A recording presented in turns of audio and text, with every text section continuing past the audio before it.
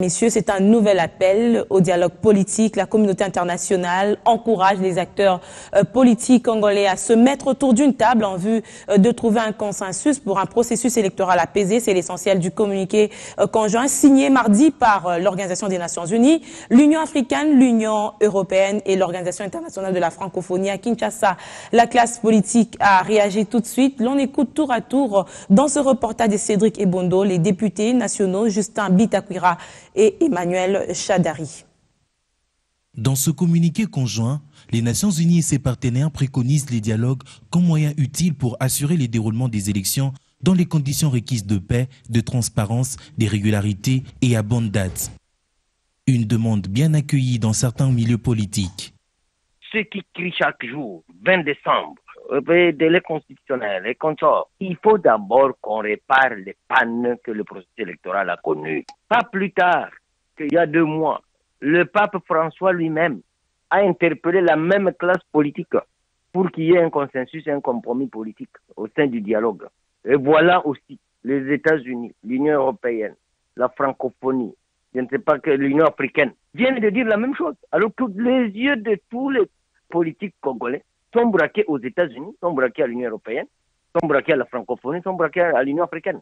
L'Union africaine a déjà envoyé un médiateur que certains opérateurs politiques ont refusé par extrémisme de rencontrer. Qu'on le veuille ou pas, s'il n'y a pas de dialogue, s'il n'y a pas de négociation politique, s'il n'y a pas de compromis politique, s'il n'y a pas, je ne sais pas, une entente politique, ce pays, nous voulons le jeter dans le fleuve.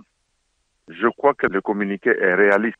Il est réaliste en ce qu'il demande à la classe politique congolaise de se mettre autour d'une table, dialoguer et trouver des solutions au processus électoral. C'est-à-dire se mettre d'accord sur les règles des jeux qui entourent, n'est-ce pas, tous les processus électoraux.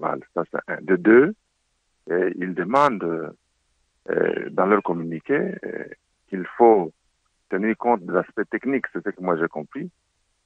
Quand on parle des délais constitutionnels, ils ont compris que c'est difficile parce que, d'abord, l'enrôlement des nouveaux majeurs et d'autres questions techniques ne nous permettront pas d'aller aux élections en 2016. C'est pourquoi il faut absolument qu'on se mette d'accord, qu'on trouve une solution acceptée par tout le monde. Du côté de ceux qui sont considérés comme de radicaux de l'opposition, l'on soutient que la communauté internationale fait plutôt allusion à un tout autre dialogue. Il ne faut pas interpréter très mal les communiqués. Les communiqués n'ont pas dit qu'on doit aller dans les dialogues convoqués par le président de la République. La communauté demande que nous puissions nous mettre d'accord sur le processus électoral afin qu'on organise les élections dans les délais constitutionnels. C'est ce que nous avions toujours demandé et c'est ce que nous avons toujours exigé. Donc, dans cet esprit-là, nous y sommes et nous devons nous retrouver autour de la CENI, nous les acteurs politiques, pour nous mettre d'accord sur le processus électoral afin que les délais constitutionnels soient respectés. Voilà notre position qui est aujourd'hui reprise officiellement par la communauté internationale. Au-delà de cette controverse, l'Union africaine, ensemble avec l'Union européenne, ainsi que l'Organisation internationale de la francophonie et les Nations unies, exhorte des acteurs politiques à soutenir Edem Kodjo, l'émissaire de l'Union africaine qui consulte la classe sociopolitique congolaise pour la tenue du dit dialogue.